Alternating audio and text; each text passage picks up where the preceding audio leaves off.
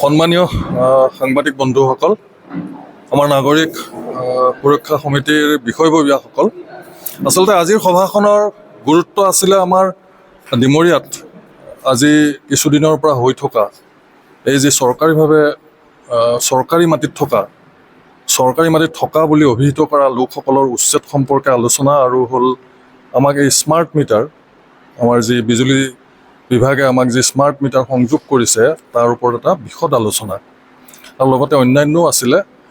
আচলতে এই যে চৰকাৰী মাটিৰ পৰা উচ্ছেদ কৰিছে তাত আমাৰ বিৰোধিতা নাই।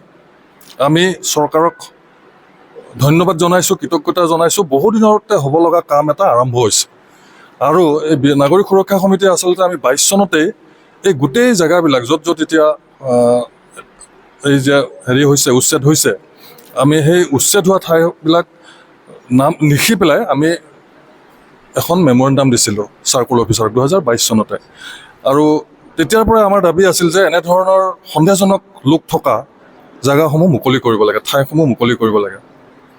আৰু এইখিনিতে আমাৰ আজি এটা বিশদ আলোচনা এনেকুৱা, এই যে আমি যে ঐতিহাসিক বিল কিছুমান, জলাশয় কিছুমানৰ কথা আমি ডিমৰীয়াত কৈ থাকোঁ, আমাৰ এই মাঘ বিহুৰ সময়ত আমি সেইকেইখনলৈ খুব মনত পেলাওঁ আৰু বিভিন্ন ঠাইৰ মানুহ আহি তাত ফটো উঠাৰ পৰা গোটেই বাতৰি প্ৰকাশ কৰালৈ আমি ব্যস্ত হৈ থাকোঁ। কিন্তু সেইকেইখন বিলৰ আজিৰ পৰিস্থিতি কি?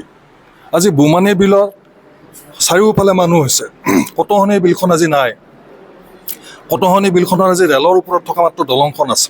কটহনী বিলখন আপুনি দেখা নাপাব। আজি জালিখৰা আৰু তামুলীধোবা বিলৰ কাষে কাষে বৃহৎ ফাৰ্ম, বৃহৎ কৃষি ফাৰ্ম কৰিছে, ফিচাৰী খুন্দিছে, কোনোবাই ব্ৰইলাৰ ফাৰ্ম কৰিছে, হেচাৰী কৰিছে, বহুত কিবা কিবি কৰিছে। আমাৰ তাত ক'বলগীয়া নাই। মাটি কিনিছে, কোনোবাই কৰিছে, আমাৰ ক'ব লগা নাই। কিন্তু বিলৰ মাটি, সন্দেহজনক বিলৰ মাটিটো যদি কোনোবাই এনেধৰণে কৰিছে, তাতো কিন্তু তদন্ত হোৱাৰ দৰকাৰ আছে। আৰু এটা কথা, এই যে মাটি যে কিনি অবৈধভাৱে বিভিন্ন ঠাইৰ পৰা আমাৰ জনজাতীয় আৱেষ্টনীত বা জনজাতীয় আমাৰ দশম অধ্যায় অধিনিয়মৰ অন্তৰত নপৰা কোনোবা যদি ব্যক্তি আহি তাত ঘৰ বাৰী পাতিছে, তাক আমাৰ ভাঙি দিয়াত আমাৰ কোনো আপত্তি নাই। তেওঁক ভাঙি দিয়ক, তেওঁক শাস্তিমূলক ব্যৱস্থা দিয়ক, কৰক। কিন্তু এই যে মানুহবিলাক আহি যে মাটিখিনি কিনিলে, বেচোতা কোন?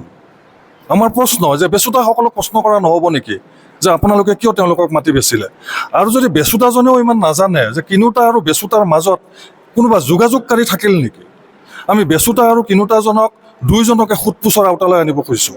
আমি দুয়োজনকে সোধক যে আপোনালোকক এই যে মাটি কিনা বেচা কৰি দিলে, মাটি কিনা বেচাৰ কাৰণে যে আপোনালোকক যে যোগাযোগ কৰি দিছিল, এই বিশিষ্ট মানুহবিলাক কোন?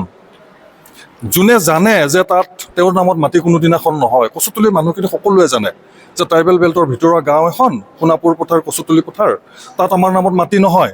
কিন্তু আমাৰ নামত মাটি নহয় যদিও আমি কিনিলোঁ কিয়? আৰু বেচোতাজনে হয়তো কিবা পইচাৰ অসুবিধাত তেওঁ বেছি দিলে, কিন্তু কিনোতাজনে কিনাৰ আগতে তেওঁৰ নামত যদি নাহা মাটিখিনি তেওঁ কিয় ল'লে? তেওঁৰ নামত ৰেজিষ্ট্ৰেশ্যন হোৱা মাটিখিনি কিয় ল'লে? আৰু তেওঁলোকৰ মাজত যদি কাৰোবাৰ যোগসূত্ৰ কৰি দিয়াৰ কাৰণে মধ্যভোগী কোনোবা আছিল, তেওঁকো কিন্তু আমাৰ আজি বৃহত্তৰ নাগৰিক মঞ্চই, আমাৰ সুৰক্ষা সমিতিয়ে আমি কৈছোঁ যে তেওঁলোককো তদন্তৰ আওতালৈ আনিব লাগে। আৰু এই ৰাষ্ট্ৰীয় ঘাইপথ আৰু আমাৰ চামতাৰ পৰা পবিতৰলৈ যোৱা যিটো ৰাস্তা, ষ্টাৰ চিমেণ্টৰ সন্মুখত এটা টিলা আছে। সেই টিলাটোত আগতে খৰি কাটিব গ'লেও ডিক্সাকৰ আমাৰ কাৰ্বি মানুহখিনিক ফৰেষ্ট ডিপাৰ্টমেণ্টে ধৰি আনিছে। কিন্তু এতিয়া দেখিছোঁ ষ্টাৰ চিমেণ্টৰ সন্মুখৰ পৰা একদম ৰেল লাইনৰ কাষলৈ গোটেই মাটিখিনি অধিগ্ৰহণ হৈ তাত দোকান পাহাৰ হৈছে। কিন্তু মানুহবোৰ আমাৰ স্থানীয় নহয়, সন্দেহজনক মানুহ এইবোৰ। তাত কিন্তু চকু পৰা নাই। আজি সোণাপুৰৰ পৰা আমাৰ গোটেই ৰাস্তাটো জাগিৰোডলৈ হাইৱেৰ কাষে কাষে কোনে দোকান দিছে? কোনে হাইৱেৰ কাষত দোকান দি পেলাই হাইৱেৰ, আমাৰ নেশ্যনেল হাইৱেটোৰ গাড়ী মটৰ যাবলৈ বা গাড়ী মটৰ যোৱাৰ পিছত কাষেৰে খোজ কাঢ়িবলৈ অসুবিধা কাৰ হৈছে? আজি আমি কওঁ, মই তেতেলীয়াত আমাৰ দোৱনী বিল, তামুলীধোবা বিল আৰু আমাৰ বোমানী বিল, তিনিখন আমি বাই ভনী বুলি কওঁ। তিনিখন বিলত আমাৰ এটা ৰাজকীয় পৰিচয় আছে, ইতিহাস আছে তাৰ। সেই বিলত আজি দোৱনী বিলৰ পাৰত, দোৱনী বিললৈ অহা জান-জুৰিত কোনে ঘৰ বনাইছে?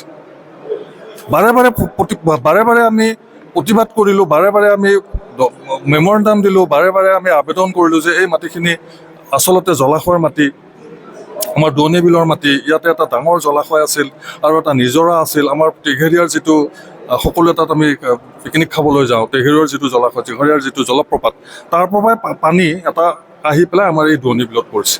আৰু সেই মাটিখিনিতে সেই যিখিনি জলাশয় আছিল তাতে মাটি পুতি এটা ডাঙৰ এটা ইনষ্টিটিউট হৈছে। প্ৰতিবাদ কৰিছোঁ, কিন্তু তাৰ প্ৰতিক্ৰিয়া নাই। গতিকে আমি কচুতলিত যি ধৰণে এভেকশ্যন হৈছে আমি খুবেই সন্তুষ্ট হৈছোঁ। এনক্ৰ'চ কৰিছে আমাৰ জনজাতি আৱেষ্টনীৰ মাজত আহি কোনোবাই বেদখল কৰিছে, তেওঁলোকক ইয়াৰ পৰা ঘৰ ভাঙি দিয়ক। পানিছমেণ্ট যিটো আছে, গভৰ্ণমেণ্টে যিটো চৰকাৰী মাটি দখল কৰিলে যিটো শাস্তি দিয়াৰ বিধান আছে, সেই শাস্তি দিয়ক। আৰু লগতে অকল কচুতলি নহয়, বৃহত্তৰ ডিমৰীয়াৰ আমি ইয়াত আপোনালোকক দিম। আমি ইয়াতে গোটেই আমি নোট কৰি থৈছোঁ গোটেই গাঁওসমূহ, কোনকেইখন গাঁৱত নিৰ্দিষ্টভাৱে কোনকেইখন গাঁৱত আমাৰ এনক্ৰ'চ হৈছে বা কোনকেইখন গাঁৱত অবৈধ লোকে ব্যৱসায় কৰিছে, সকলোতে যাতে আমাৰ প্ৰশাসনে এটা গুৰুত্বপূৰ্ণভাৱে ভূমিকা লয় যে এই মানুহখিনিক ইয়াৰ পৰা বিতৰণ কৰিব লাগিব আৰু এভেকশ্যন কৰিব লাগিব। ধন্যবাদ। হয়, আমি আজি বৃহত্তৰ ডিমৰীয়া নাগৰিক সুৰক্ষা সমিতিয়ে মূলতঃ দুটা বিষয়ৰ ওপৰতে আজি আমাৰ বৰ্ধিত কাৰ্যনিৰ্বাহী সভা হ'ল। এটা হৈছে ডিমৰীয়াত আজি এসপ্তাহমান আগৰ পৰা যিটো উচ্ছেদৰ আৰম্ভ হৈছে, উচ্ছেদৰ সম্পৰ্কত, আৰু আন এটা হৈছে স্মাৰ্ট মিটাৰ। এতিয়া উচ্ছেদৰ সম্পৰ্কত আমি গোটেই আজি আলোচনা কৰি এটা সিদ্ধান্তত উপনীত হৈছোঁ যে উচ্ছেদটো ডিমৰীয়াত বহুত অবৈধ নাগৰিকৰ প্ৰব্ৰজন ঘটিছে, ইলিগেলি ইয়াত বহু মানুহ সোমাইছে। গতিকে এই সম্পৰ্কত চৰকাৰে বিহিত ব্যৱস্থা গ্ৰহণ কৰিছে, তাৰ কাৰণে চৰকাৰক ধন্যবাদ জ্ঞাপন কৰিছোঁ। কিন্তু এই উচ্ছেদটো কেৱল কচুতলি কেন্দ্ৰিক বা কচুতলিতে সীমাবদ্ধ থাকিব নালাগে। ডিমৰীয়াত যিবিলাক অঞ্চলত এই অবৈধভাৱে প্ৰব্ৰজন ঘটিছে, যিবিলাক অবৈধভাৱে মাটি ক্ৰয় বিক্ৰয় হৈছে, এই সকলোতে উচ্ছেদ কৰিবৰ কাৰণে আমি চৰকাৰক আহ্বান জনাইছোঁ। ইয়াত ট্ৰাইবেল বেল্টৰ কথাটো আছে। ডিমৰীয়া সোণাপুৰ ৰেভিনিউ চাৰ্কুলৰ প্ৰায় 112খন ট্ৰাইবেল বেল্টৰ ৰাজহ গাঁও আছে, জনজাতি খণ্ডৰ আৱেষ্টনীৰ অন্তৰ্গত ৰাজহ গাঁও আছে। এই ৰাজহ গাঁওবিলাকত যিবিলাক ইলিগেল মানুহ নন প্ৰটেক্টেড ক্লাছৰ দ্বাৰা মাটি ক্ৰয় বিক্ৰয় হৈছে, সকলো উচ্ছেদ কৰিব লাগে। তাত উদ্যোগ ইণ্ডাষ্ট্ৰী যি স্থাপন হৈছে, সকলো উচ্ছেদ হ'ব লাগে। তাত অকল মুছলিমেই বা সংখ্যালঘু বা ধৰ্মীয় সংখ্যালঘু মানুহেও আগ্ৰাসন হৈছে এনেকৈ নহয়, যে দেখা যায় ভাষিক সংখ্যালঘু মানুহো তাত সংস্থাপিত হৈছে বা অন্য নন প্ৰটেক্টেড ক্লাছৰ মানুহো সংস্থাপিত হৈছে। এই গোটেইবিলাক একেলগে ট্ৰাইবেল বেল্টৰ পৰা উচ্ছেদ কৰিব লাগে। আনহাতে নন ট্ৰাইবেল যিখিনি এলেকা আছিলে, যিখিনি বেল্ট ব্লকৰ বাহিৰৰ এলেকা আছে, তাতো অবৈধ বহুত মানুহ প্ৰব্ৰজন হোৱা দেখা গৈছে। যে অকল ভাষিক সংখ্যালঘু বা ধৰ্মীয় সংখ্যালঘু বুলি নহয়, এতিয়া অনা অসমীয়া মানুহৰো প্ৰব্ৰজন ঘটিছে। অনা অসমীয়া মানুহবিলাকক আমি উচ্ছেদ কৰিবৰ কাৰণে দাবী উত্থাপন কৰিছোঁ। আনহাতে ঐতিহ্যমণ্ডিত ডিমৰীয়া জিলাৰ বিলখাল আছে, এই বিলখালবিলাকো সুৰক্ষিত কৰিব লাগে। কাৰণ দেখা গৈছে যে এই বিলখালবিলাকত এতিয়া অবৈধ মানুহৰ দ্বাৰা আগ্ৰাসন হৈছে। বিলৰ পাৰত বহু উদ্যোগ ইণ্ডাষ্ট্ৰী স্থাপন হৈছে, বহু মানুহ ঘৰ বসতি স্থাপন কৰিছে অবৈধভাৱে। গতিকে প্ৰশাসনে এইবিলাক দৃষ্টি নিক্ষেপ কৰিব লাগে আৰু এই জলাশয়বিলাক মুক্ত কৰি ৰাখিবৰ কাৰণে আমি চৰকাৰৰ দাবী উত্থাপন কৰিছোঁ। আৰু জলাশয়ত যিবিলাকে অবৈধভাৱে ঘৰ বনাই আছে, বেদখল হৈছে, এই বেদখলসমূহ মুক্ত কৰি ৰাখিবৰ কাৰণে আমি চৰকাৰক দাবী উত্থাপন কৰিছোঁ। আনহাতে স্মাৰ্ট মিটাৰৰ বিষয়ত আমি জনসাধাৰণক জাগৰণ কৰিবৰ কাৰণে জনজাগৰণ আমি সভা অনুষ্ঠিত কৰিম। আমি 3-4খন জনজাগৰণৰ সভাৰ পিছতে আমি স্মাৰ্ট মিটাৰৰ সম্পৰ্কত আমি এটা আন্দোলন কাৰ্যসূচী ঘোষণা কৰিম। তাৰ আগতে আমি চৰকাৰৰ ফালৰ পৰা বিদ্যুৎ বিভাগৰ পৰা এটা শ্বেতপত্ৰ প্ৰকাশ কৰিব লাগে। আচলতে স্মাৰ্ট মিটাৰৰ জৰিয়তে তেওঁলোকে কি কৰিব বিচাৰিছে, এইটো সম্পৰ্কত এটা শ্বেতপত্ৰ প্ৰকাশ কৰিবৰ কাৰণে আমি বিদ্যুৎ বিভাগক দাবী উত্থাপন কৰিছোঁ।